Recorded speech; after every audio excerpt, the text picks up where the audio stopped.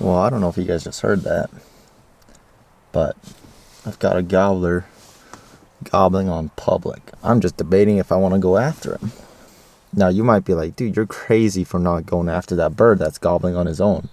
And you're right. I am maybe a little bit crazy, but sometimes you think you're going to go kill him, but you end up not killing him.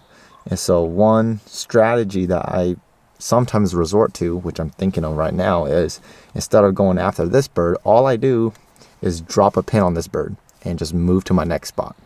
And so it's kind of like a scouting trip where you just drop pins on a bunch of different turkeys that you can hunt. And this is the first gobbler on this trip that I know or I've heard. And so it's like, okay, I can go after this bird, but what if I don't kill him? Then I'm back to square one. But if I drop a pin on this one and I go to a different spot and find another bird there, now I have two different birds I can work if the first one doesn't work out. I'm like just trying to glass to see if I could find him, but it is a little bit brushy and there's quite a bit of trees in the ways. But he could be down low because his gobbles are pretty clear. It's not like it's faint or anything. So we shall see.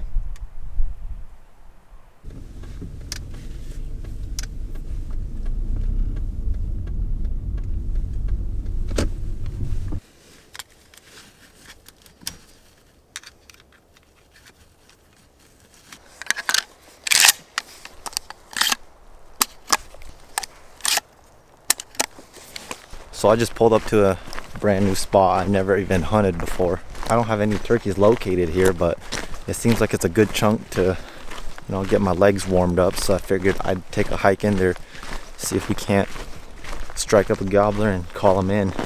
Again, I do have that first bird as a backup, so if this doesn't pan out and I really want to shoot one today, I'll go back and try to work that first gobbler. The downfall with right now is it's kind of windy. And it's not necessarily that the wind shuts the turkeys down, it's just more of it makes it harder for you to hear gobbles or turkey noises when the wind is just howling. So it's more of a locating problem rather than a turkey problem itself.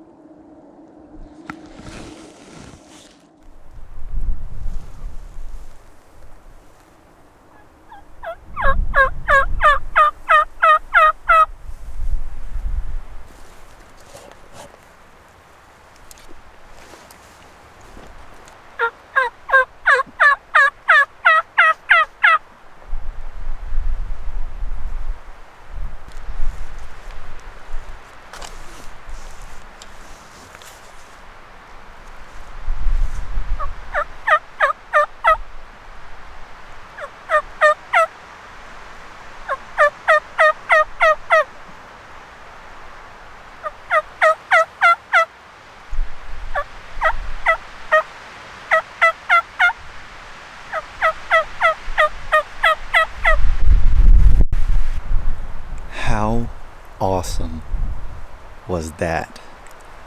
So I was just walking up this road and I got to this little shaded spot right here because I was kind of starting to break a sweat. So I just decided to sit down right here. I was using Onyx maps, just kind of seeing where the property boundary is, and I look like 15 yards to my left and here pops out just a turkey just comes under the road, pops out onto the road. She was just kind of staring at me, and my tripod was set up a little bit in front of me. I was like, no way, what is this hen doing? And so I couldn't get my camcorder, so I pulled out my phone and I started recording on my GoPro, and I got some phone footage of her, and she kind of, you know, I don't think she didn't really spook. She just kind of, oh, that's kind of weird. So she went back down into where she came from. I let out a couple of yelps, and here she comes right back on top of the road. She was walking towards me, and at that time I set up Ava, or my decoy, upright how a turkey would be, and she just came literally like within 10 yards, and she went up here and she just disappeared up there. Now that was awesome. When you see solitary hens like I just did right there, you know that she's roaming by herself because she has a nest somewhere around here. And you also know that if there's a hen nearby, there's a gobbler nearby. I found the hen, I just gotta go find where the gobbler's hanging out. The reason why I found her in this area is because this stuff right here, this thick stuff, this is where hens typically like to nest. They want to nest in thick stuff so that birds of prey, eagles, hawks, owls can't see her nest up above, and so that raccoons, possums, coyotes, land predators also can't necessarily just sniff out her nest either. So when you're looking for nests, something just as thick and nasty like this in terms of a turkey's height is a ideal way to find a nest. Now, I'm not looking for a nest, I'm looking for a tom. So I know that if the hen's nesting here, there's a good chance that the tom might be on the backside, might be back over here. I don't know, it's kind of windy, I can't locate, but it's always a good sign to see hens by themselves because you know that there's a lonely tom needing some love nearby. I gotta go find him.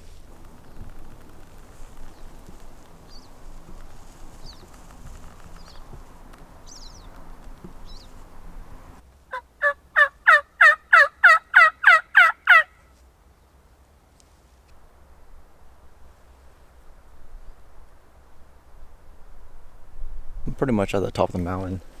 I'm gonna walk this road. It's gonna take me across that hillside, and then I'm gonna go all the way to that little clear cut over there, drop to the backside, see if there's a tom waiting for me over there. I heard a gobble way down below me, but I think he's on private, so we're not gonna go after that guy. We're gonna go find ourselves a new tom.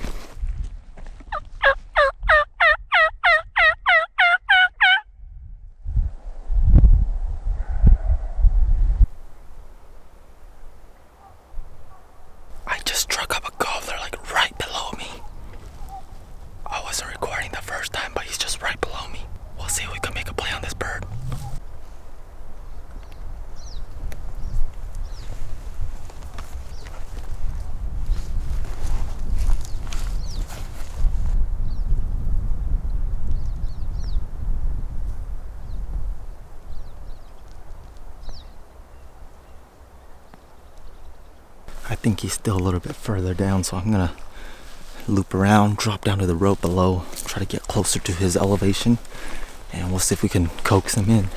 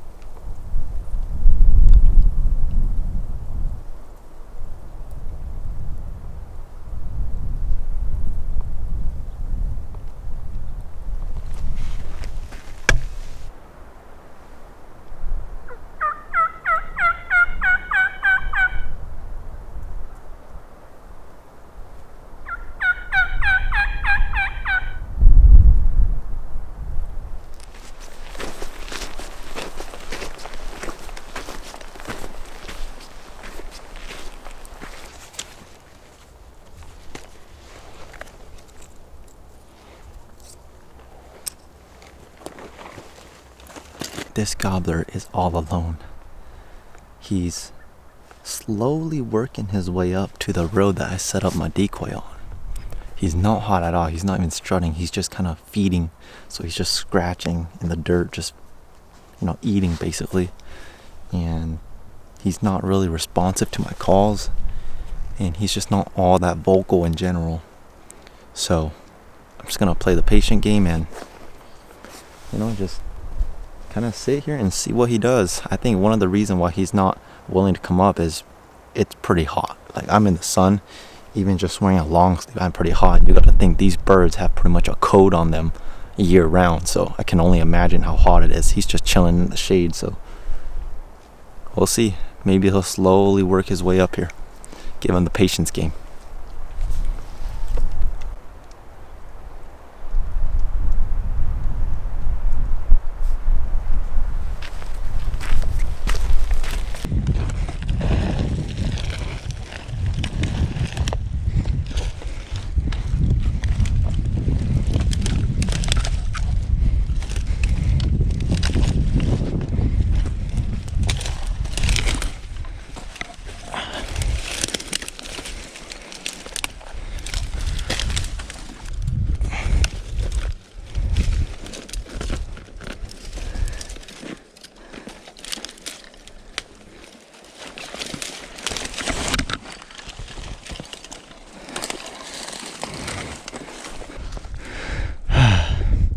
Sometimes I ask why I do these things for a turkey too.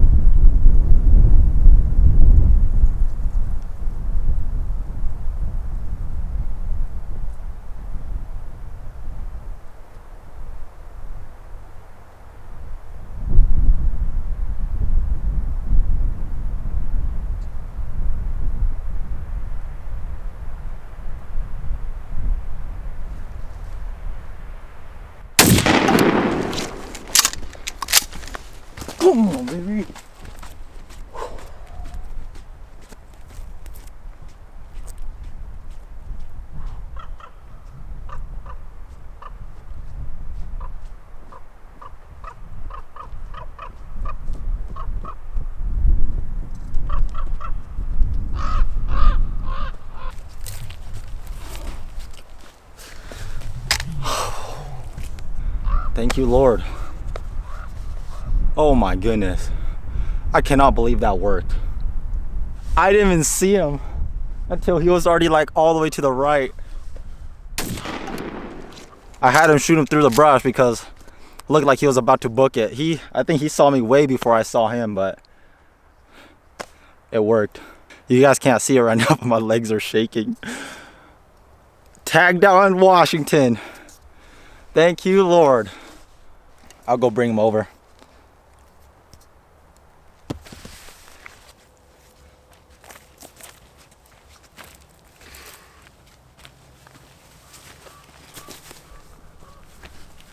There he is, folks. Second tom for the year. So I just kind of want to show you guys the layout of how I hunted this bird down. That was a perfect example of why if one setup doesn't work out, don't be afraid to do another setup on him, like reset on him. I set up on this bird 3 different times. I killed him on the 3rd setup, which was that setup you guys saw. So when I first located him, when I said, oh, there's a bird down there, I was way at the top. Not the top, but pretty much at the top of what you guys can see here. I located, he was down there. And so I was like, all right, cool, there's a bird down there. I don't think I'm gonna work him way up here. So what I do is I hike the road. Like right above this little ridge right here. I set up, he's gobbling, he's still in the timber at this point. I was like, all right, I gotta get closer. So what I do is I come set up right at this little flat right there. That's where the road loops back. I set up right there, and that's when I glass him up. And then I was like, cool, I'm gonna set up. We'll see if he just beelines straight towards me. He never did that.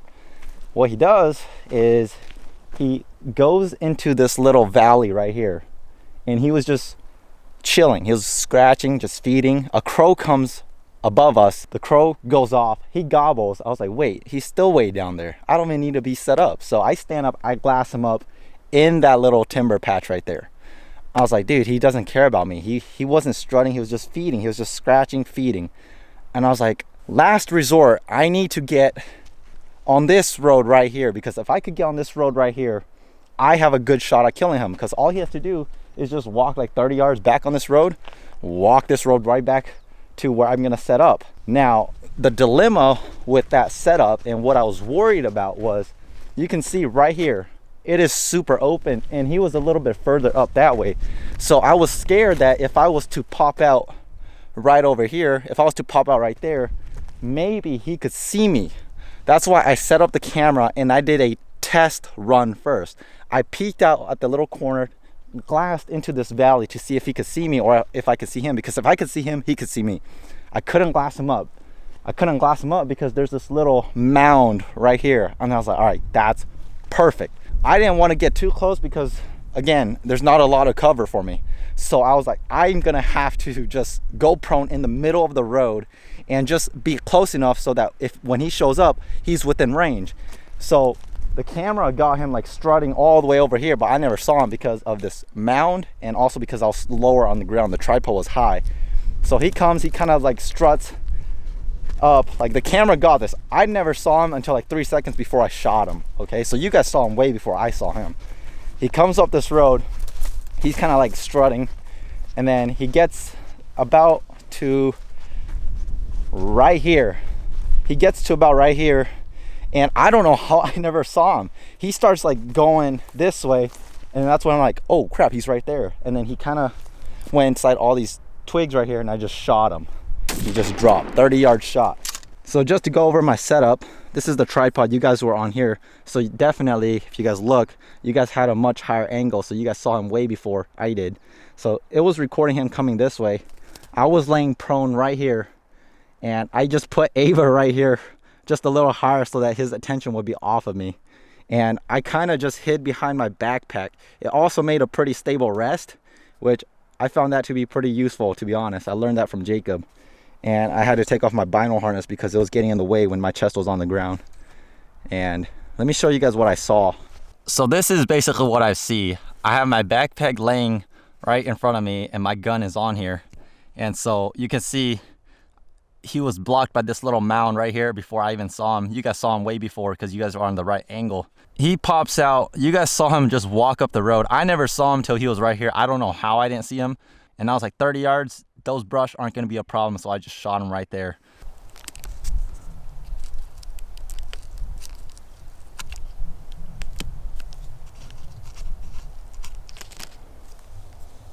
Now this bird right here, he resembles a Merriam a lot more than my first one this year.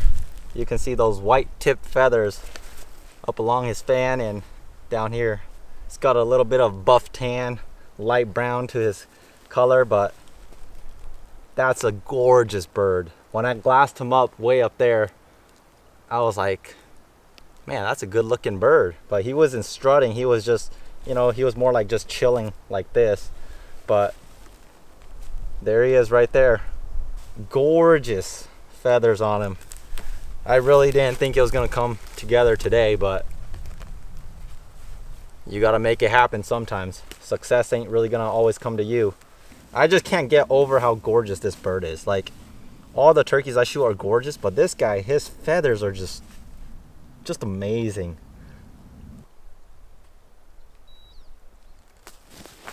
Right there, 17.55 pounds. So 17.5 pounds. I am so exhausted. I haven't really ate anything all day. I've just been hiking trying to find these turkeys, which is not good. Like, you always want to fuel up, but sometimes I can just get so focused on turkey hunting that I just kind of forget about my body. So I'm gonna eat something and then I gotta hike out of here. I've got quite a bit of ways to get back to the car actually. It's already like 4:30, so tagged out, man. I'm gonna fuel up because I definitely feel like my body's just not there.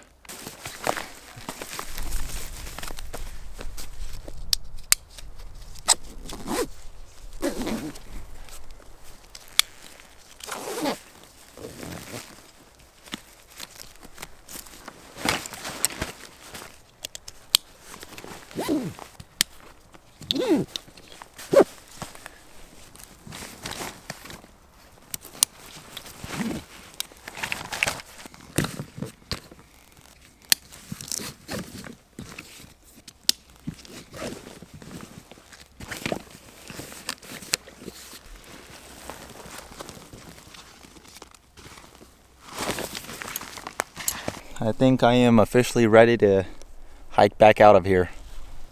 Added an extra 17.5 pounds to my hike out of here, but it's a good kind of weight. So I'm just kind of standing where I kind of shot him basically. I shot him over here, the road. He came through right here, went through that little dip right there, got back on the road, walked the road, and I shot him over there. But I want to walk over and kind of see why he was wanting to chill in here. The first thing I noticed when I got into this little piece of timber right here is because there's water. There's literally a running creek. It's not a lot, but there's running water. It's a lot of green grass in here. That's just because there's a lot of water, moisture helps grow a lot of green grass. There's a lot of good forage in here. And again, when I saw him in here, he was just feeding, which all this green grass and vegetation makes a lot of sense. But let me show you guys. Can you guys see all this right here? All this stuff right here is just him scratching when I glassed him up. So he was scratching here, he was scratching up there, he was scratching right here, and I was right up there. I was right up there when I was glassing him in this.